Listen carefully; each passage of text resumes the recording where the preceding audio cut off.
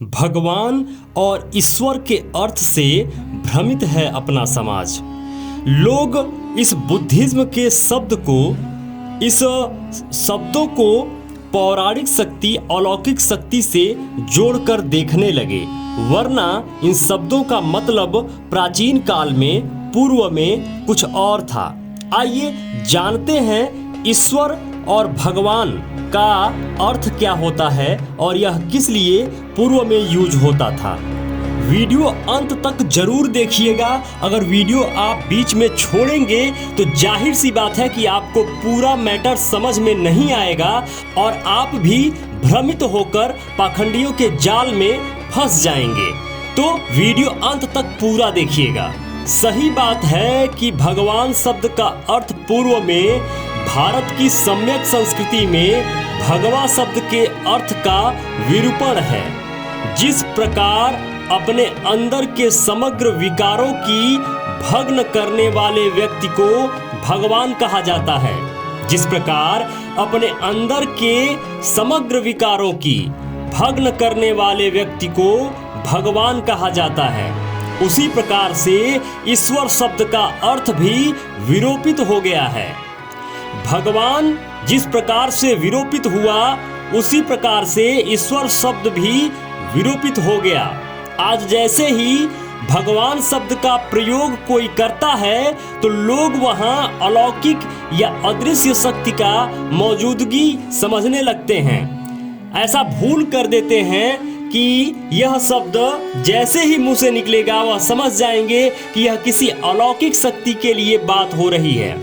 उसी प्रकार से जैसे ही ईश्वर शब्द का प्रयोग होता है तो सामान्य लोग उस ईश्वर को ही अलौकिक सर्वशक्तिमान सृष्टि का संचालक समझ बैठते हैं, जबकि सच्चाई यह नहीं है।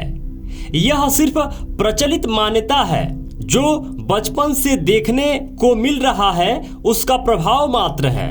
ईश्वर और भगवान का अर्थ जो हम बचपन से देख रहे हैं, सुन रहे हैं, उसी शब्द के अर्थ को हम दिमाग में बैठा लेते हैं और वही मानने लगते हैं, जबकि सत्य इससे अलग है।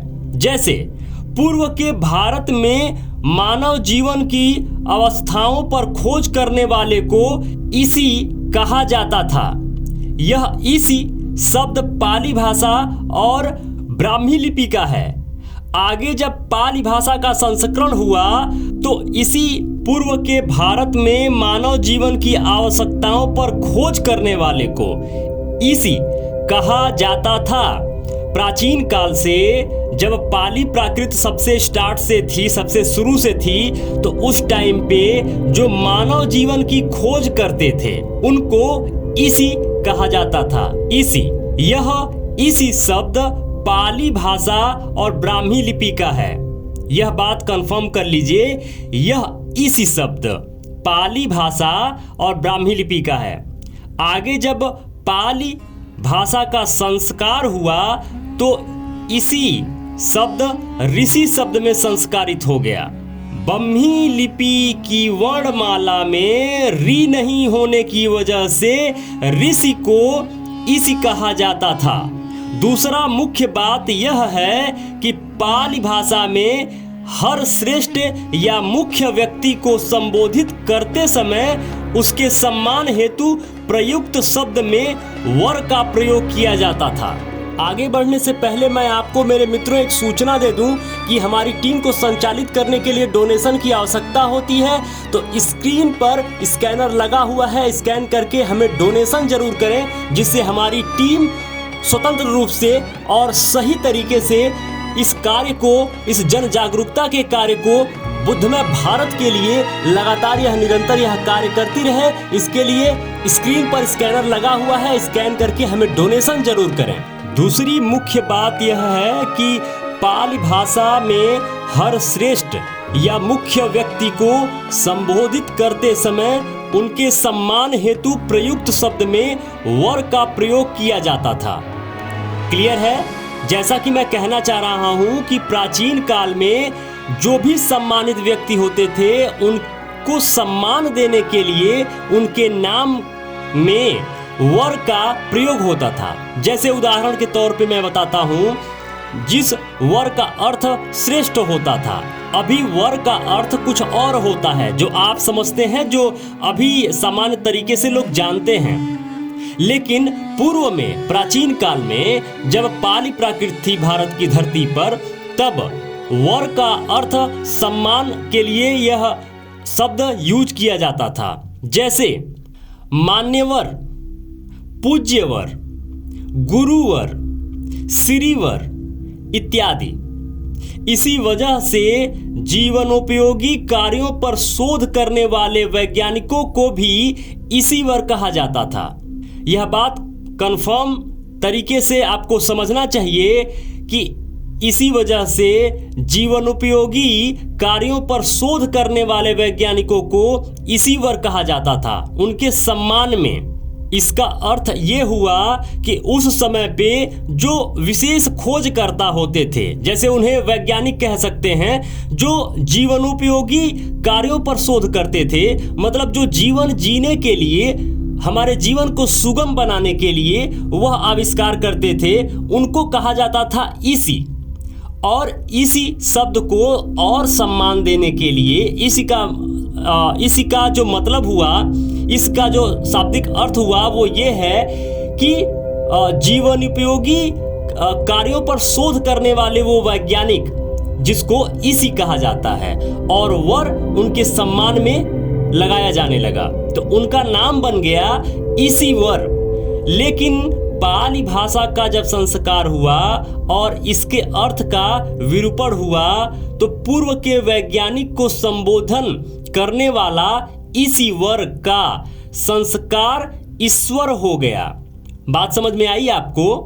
पाली के बाद जब पाली का संस्कार हुआ, जब संस्कृत बना, तब उसमें ई को री बना दिया गया। पूर्व के वैज्ञानिक को संबोधन करने वाला इसी वर का संस्कार ईश्वर हो गया, और इसका अर्थ भी अलौकिक, सर्वशक्तिमान, सृष्टि के संचालनकर्ता, सृष्टि को बनाने वाला के रूप में किया जाने लगा। तो जो शब्द इसी वर था, वह जब पाली प्राकृत को संस्कारित करके संस्कृत बना, तब इसी वर को ईश्वर बना दिया गया, और उसी के साथ लोग इसका अर्थ भी कुछ और बनाने लगे।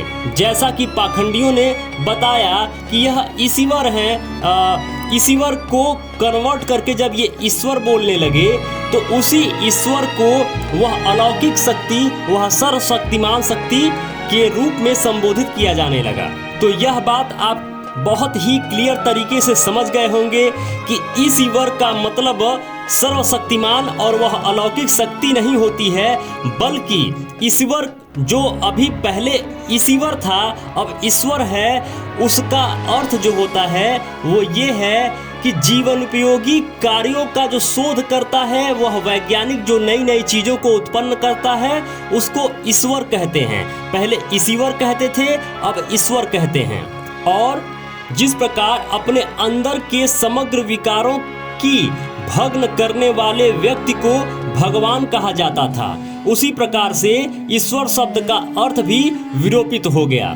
तो आज आप यह बात समझ पाए होंगे कि ईश्वर और भगवान, भगवा, यह सभी जो शब्द हैं, यह बुद्धिज्म के लिए हैं। यह उस प्राचीन बुद्धिज्म भारत के शब्द हैं, जिन्हें कन्वर्ट करके पाखंडियों ने अपने अलौकिक ईश्वर के साथ जोड़ दिया। आप मित्रों से निवेदन है कि जो भी मित्र काम करते करते मेंटली रूप से और शारीरिक रूप से अगर डिस्टर्ब हो रहे हैं, या फिर बहुत परेशान हैं, शरीर को और दिमाग को रिलैक्स देना चाहते हैं, तो सेहॉक कंपनी का मेडिटेशन सेंटर उत्तराखंड और अन्य राज्यों में है। आप सेहॉक.com पर जाकर विजिट कर सकते हैं, देख सकते हैं कि उनके मेडिटेशन सेंटर पे क्या क्या फैसिलिटी उपलब्ध है, किस तरह का मेडिटेशन सेंटर है। आप वहां जाएं, 2 दिन का, 5 दिन का, 10 दिन का मेडिटेशन करके जरूर आए, एक नई ऊर्जा के साथ और एक नए उत्साह के साथ। तो सेहॉक.com जरूर अपने मोबाइल पे लॉगिन करें और पूरा का पूरा जो वहाँ का स्ट्रक्चर है उसको देखें, समझें, उन लोगों से बात करें और उस मेडिटेशन सेंटर्स पे जरूर जाएं। जो भी मित्र अभी तक इस वीडियो को देख रहे हैं, आप सबको नमो बुद्धाय, जय भारत।